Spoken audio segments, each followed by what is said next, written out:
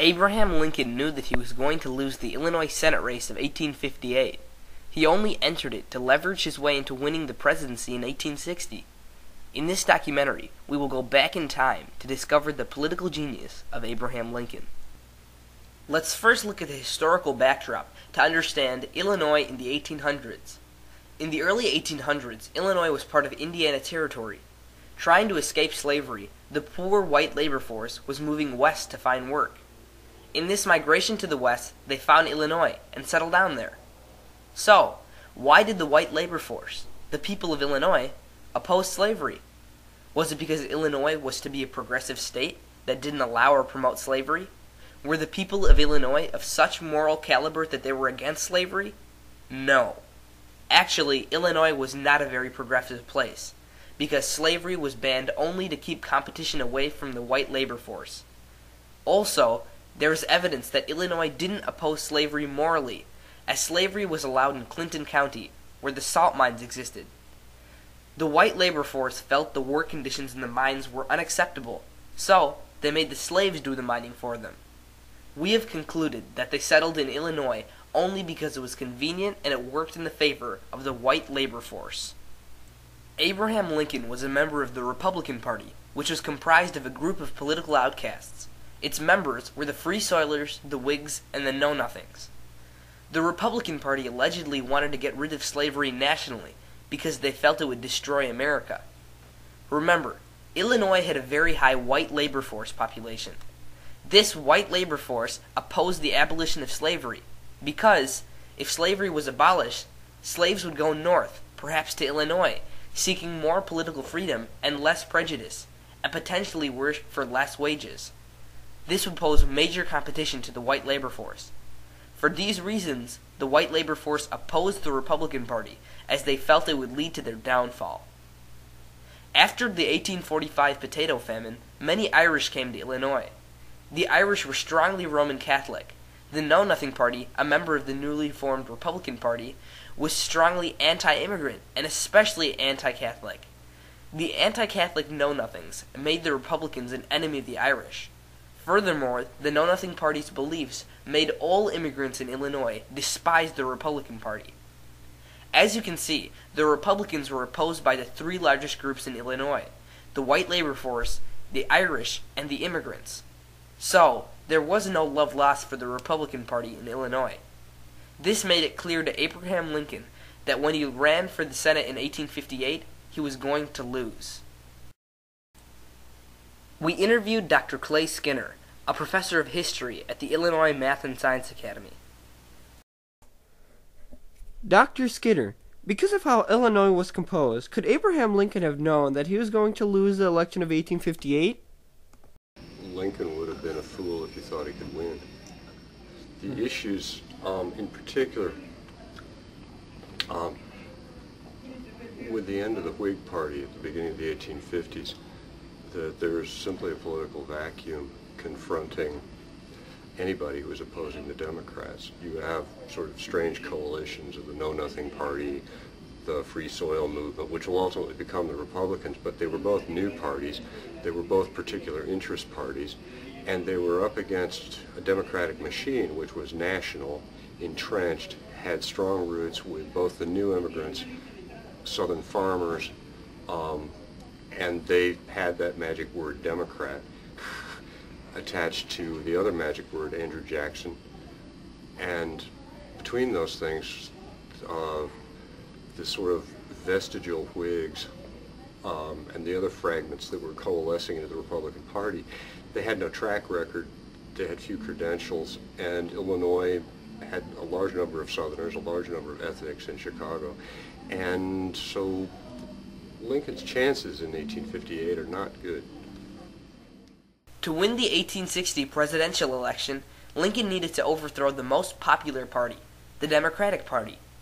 Lincoln knew he could only achieve this by splitting the Democratic Party at its base, slavery. To understand Lincoln's strategy, you must understand what popular sovereignty and the Dred Scott decision were. Popular sovereignty was a system in which the people of a state voted to decide whether to allow slavery or not. Democrats from the North believed in popular sovereignty. Democrats from the South believed in the 1856 Dred Scott decision.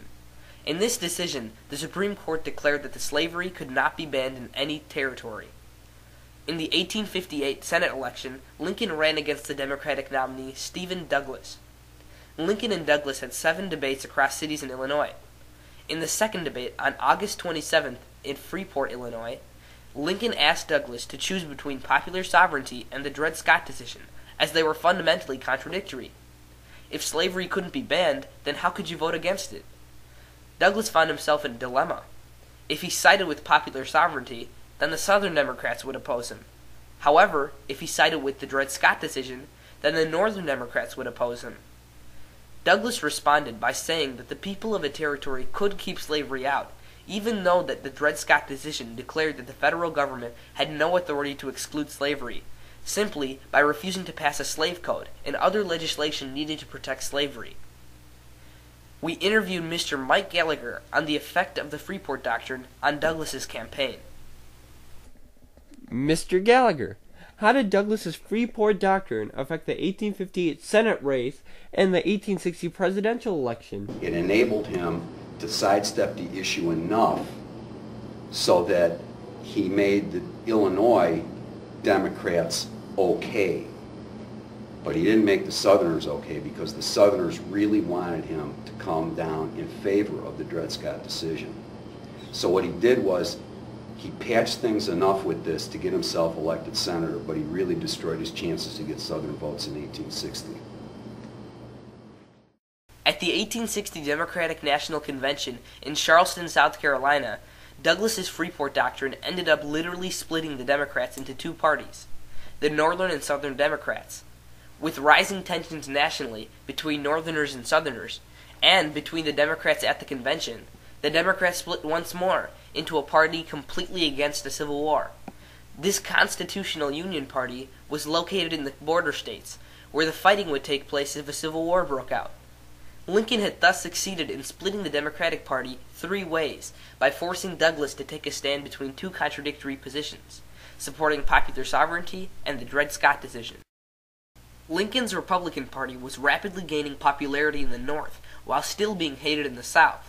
So, in the 1860 presidential election, Lincoln's Republicans battled Douglas's Northern Democrats for votes in the North, while John Breckinridge's Southern Democrats contended with John Bell's Constitutional Union Party for Southern votes.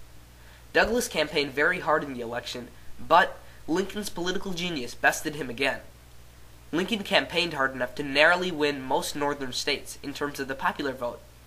These narrow wins gave Lincoln all the delegates in a state, as a candidate either received none or all of the delegates. Through Lincoln's genius, he was able to win the North, with 180 delegates to Douglas's 12, even though Lincoln only had 10% of the popular vote more than Douglas, 39.8% to 29.5%. Breckinridge easily won in the South, 72 delegates to the Bell's 39. So the race was basically between Lincoln and Breckinridge. The North had a much higher population than the South, and electoral delegates are given to states based on population. So, the North had a total of 203 delegates, of which Lincoln won 180. The South had a total of 61 delegates. Breckinridge won them all. But, since the North had so many more delegates than the South, Lincoln won the election, with 180 delegates to Breckinridge's 72. Lincoln was able to become president without winning a single Southern state, and with only 39.8% of the votes, with a party that the majority of America did not support. Lincoln's Senate campaign basically gave him the win, because, if the Democrats hadn't split, he would have been blown out, 60.2% to 39.8%. In conclusion, Abraham Lincoln wanted to be elected president, but, as a member of the unpopular Republican Party, he couldn't be. He was conflicted, as it seemed that he must either leave the Republican Party, or accept that America wouldn't accept him as its president. Lincoln strongly believed that a nation must be united under their leader. He used political manipulations to split the Democratic Party, and manipulated America into electing him. Lincoln compromised his beliefs by getting elected, regardless of the fact that America had become severely divided under him. Lincoln's compromise led to the Civil War, as several southern states seceded immediately after his election. But Lincoln's compromise did help him in one way. It led him from being invisible to invincible in terms of power.